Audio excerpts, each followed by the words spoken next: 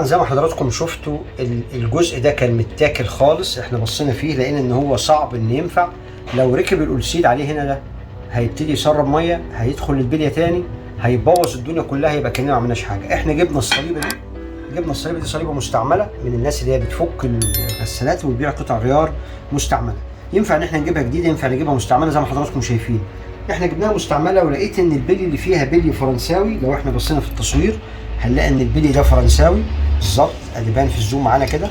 لو بصينا كده ادي ده فرنساوي وناعم جدا جدا جدا جدا. يعني انا بلف بايدي نعومه رهيبه، ما فيهوش اي عضه، ما فيهوش اي صوت، ما فيهوش اي حاجه. هنعمل حاجه بسيطه خالص، هنيجي في الكفر ده اللي فوق وهنبتدي نفتح بالراحه خالص بسن مفك رفيع، ونفتح الكفر الخاص بالبليه دوت.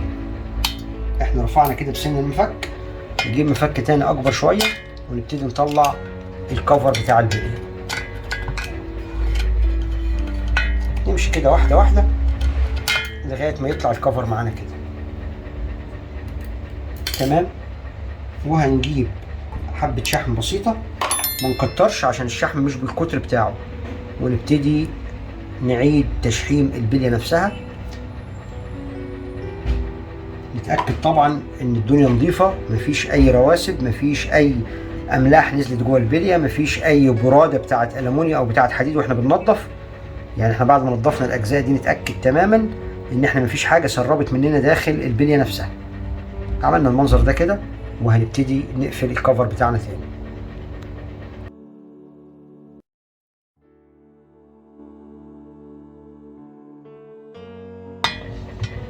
ولقينا رمان البلي اللي فيها مش كويس نستبدله بجديد عشان واحنا فاكين بالمره يكون افضل. بس احنا لقينا الرمان ده كويس جدا، نعومته كويسه جدا، فقلنا نجرب ونشوف صوته هيبقى ايه ونشوف الاداء مع بعض هيبقى ايه.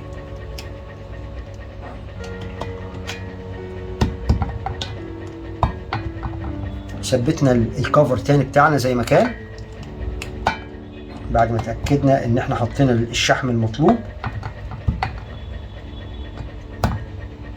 المنظر الكويس دوت، اللفه بتاعته ناعمه خالص. وهنعمل نفس الكلام اللي احنا عملناه في البليه الخلفيه، نفس الكلام احنا جربنا دي لقينا فيها نعومه جدا برضو، فتستاهل ان احنا نشيل الكفر ونعمل نفس الطريقه اللي احنا عملناها في البليه اللي فوق. هنعمل نفس الكلام في البليه دي ونرجع لحضراتكم تاني. هنجيب الأولسيد الجديد طبعا بتاعنا، بنحط حته شحم بسيطه خالص على السوسته اللي من جوه عشان نعزلها، عشان عمرها يكون اطول شويه. لو لمست ميه لمست حاجه ما تصديش ما ترخيش ترجع، يعني تفضل يبقى عمرها اطول. وهنيجي هنا في الشفه بتاعت مكان الأولسيد، في ناس بتحط لزق، ينفع نحط لزق، انا بفضل احط شحم. الأولسيد ده راكب في داخل الغساله فصعب ان هو يسحب تاني، هيسحب يروح فين؟ مفيش مجال ان هو ينفع يسحب، يبقى بالتالي ما ينفعش احط اللزق. احنا نحط اللزق بره الأولسيد، يعني هنيجي بعد ما نركب الأولسيد وهوري حضراتكم دلوقتي هنحط اللزق فين.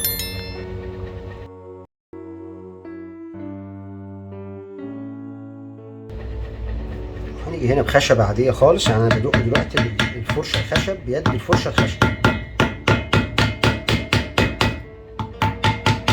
نجيب حاجه اوسع من الأولسيد نفسه ونبتدي ندق عليها. يفضل ان احنا بالأولسيد القديم نحط الأولسيد القديم كده عشان ندق على الشفه بتاعته، ونحط حاجه عليه ونبتدي ندي دقتين بسرعه.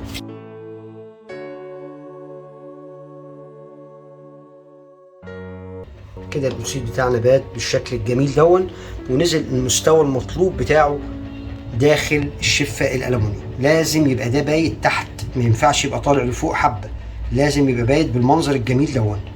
يعني لو بصينا هنا بسن المفك كده هنلاقي ان ده نازل مش اقل من 2 مللي، مش اقل من 2 مللي. تمام، نركز جدا في الحاجه دي يا جماعه. جينا هنا نضفنا بالفرشه السلك بتاعتنا كويس جدا جدا جدا الاماكن دي عشان نتاكد ان مفيش اي شفه عاليه، مفيش اي مكان لبروز من املاح. ونضفنا الاكس بتاعنا تمام التمام، نضفناه برده بالفرشه السلك كويس جدا. وجبنا بعدين سلك مواعين وطبقناه بالشكل ده، ولفينا كتير جدا بشكل دائري على الاكس بتاعنا لغايه ما وصلناه للنعومه والجمال اللي هو فيه.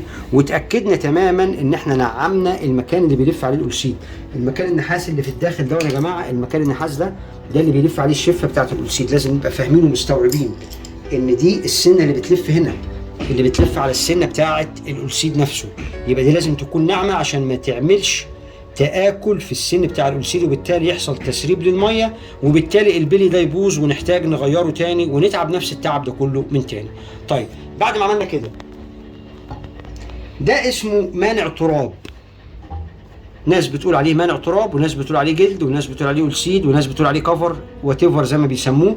المهم ان احنا ما نكسلش على الحاجه دي، ولازم نشتريه ولازم نغيره. لو احنا بصينا في القديم هنلاقيه منشف، لو بصينا كده هنلاقي فيه تآكل، لو بصينا هنا هنلاقي فيه القطع دون، ده سبب رئيسي في تسريب الميه. لا احنا نجيب الجديد، احنا كده كده فاكين يا جماعه، وده كل سعره مش هيكمل 5 جنيه 6 جنيه.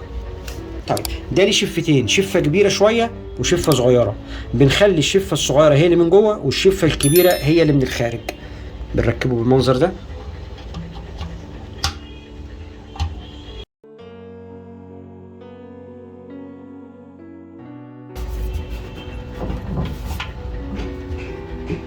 ده كده قفل بشكل جميل جدا. هنجيب سيليكون وهنبتدي نخلي السيليكون يبقى في الإطار الخارجي للألمونيوم ده بشكل دائري وبشكل منتظم.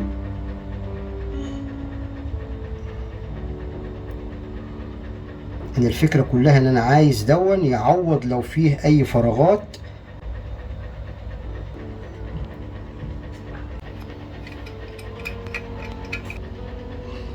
هنجيب نقطة زيت وهنبتدي نزيت الأكس بتاعنا، وهنجيب حتة شحمة بسيطة خالص، حاجة لا تذكر، ونبتدي نمسح بيها الأكس بتاعنا كده عشان يسهل علينا عملية التركيب، بس رمان البلي مش أكتر، ما نحتاجش نبذل مجهود. هنركب التلات مسامير بتوعنا، وعشان تركيب الصليب ما يتعبش حضراتكم هندخل الرجل اللي فوق دي الأول كده بالراحة خالص، وندخل أول سنة في البلية بتاعتنا، تمام؟ وبعدين هنلف الجزء اللي تحت ده لفة بسيطة خالص، ونخلي بالنا ما يكونش لامس أسلاك جوه عشان ما يقطعش حاجة. كده احنا لفينا الجزء التاني ده، ركب اوتوماتيك على طول لوحده، تمام؟ وش حضراتكم حلو علينا زي الفل. هنعمل بقى حاجة فنية، هنجيب وردة كبيرة، مفيش صنايعي هيقول على الكلام ده يا جماعة، هنجيب وردة كبيرة تكون مقاس الإطار الخارجي للبلية مش الإطار الداخلي. أنا مش عايز أعمل زرجينة أو قرصة على البلية نفسها. لما أجي أركب بلية، لما أجي أسحب بلية، لما أجي أشحط بلية، بغض النظر عن المسمى بتاعها، لازم الدق ما يكونش على الجسم بتاع الطوق الداخلي أو الإطار الداخلي. أنا لو دقيت على دق أو عملت الزرجينة على الإطار الداخلي، تأكد تماما ان احنا بنبوظ البلية. لازم يبقى على الاطار الخارجي، على الجسم الخارجي. طب هنعمل ايه؟ هنجيب مسمار اطول حاجة بسيطة خالص من المسمار بتاع الطنبورة الاصلية، تمام؟ ادي مسمار اطول حاجة بسيطة، وهنعمل عليه صامولة صغيرة. الصامولة دي هتبقى بمثابة زرجينة، هتسهل علينا جدا سحب البلية والتركيب من غير ما ندق ومن غير ما نستخدم شاكوش ولا الكلام ده زي ما بنشوف ناس بتعمل. وهنقول يا بسم الله. هنربط كده، وخلي حضراتكم مركزين معانا، نتأكد ان احنا الرجول بتاعتنا مكانها مظبوطة. المسامير الثلاثة دول راكبين في اماكنهم. خليكم معايا لحظة واحدة.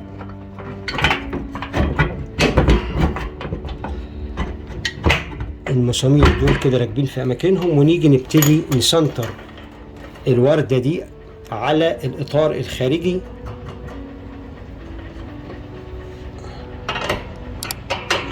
وهنبتدي واحدة واحدة كده ونقول يا بسم الله. هنلاقي الدنيا ماشية تمام، والاكس بيسحب معانا تمام، مش هندق يا جماعة ولا هنستخدم شاكوش خالص. كده ربطنا ووصلنا للآخر، آخر المسافة. نبتدي نعمل حاجة ظريفة تاني مع بعض. احنا بنقول يا جماعة حلول بسيطة خالص هتعجب حضراتكم جدا. طلعنا الاكس كده لغاية الآخر، هنيجي هنا نروح حاطين الألسيد القديم، تمام؟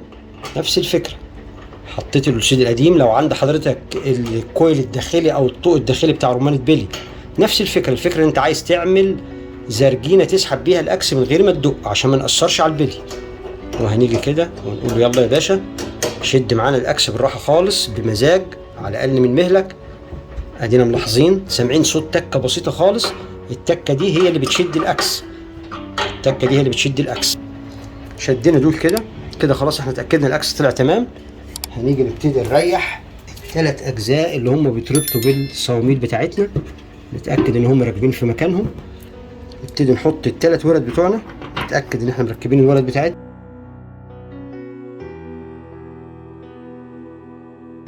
طبعا انصح حضرتك تحط نقطه زيت على السن بتاع المسمار عشان يسهل على حضرتك الرباط، وعشان يعزل حاجه بسيطه عشان الملح والميه والصدى.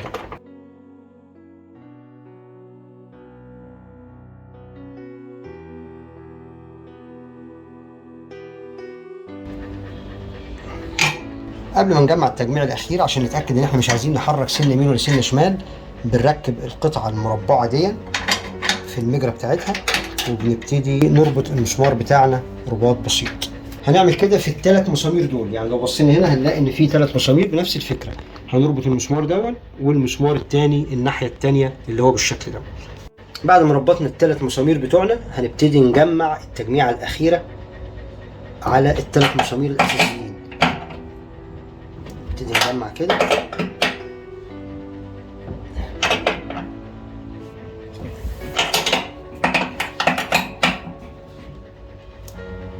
تمام كده زي الفل. لو لاحظنا هنلاقي ان هنا بدأت الدنيا ترتاح. هنبص لو فتحنا كده، لو لاحظنا هنا هنلاقي ان بدأ يبقى فيه ارتياح جدا في الاكس في سحبته لبره. هنفك الزرجين البلدي اللي احنا عملناها مع بعض، هنلاقي الاكس طلع زي الفل مفيهوش اي مشكله. شايفين يا جماعه؟ طلع الاكس كده، شحطناه لبره، سحبناه لبره من غير ما نعمل اي دقه. ربطنا الخرطوم، اتاكدنا ان مفيش اي اهتزاز عشان ما يتقطعش مننا. ربطنا ال3 مسامير اللي ماسكين الدراع من فوق، ربطنا ال3 صواميل بتوع المسامير دول، جمعنا عليهم تجميع مظبوط، تجميع محترم. وهنبتدي نقول يا بسم الله ونركب الطنبوره بتاعتنا.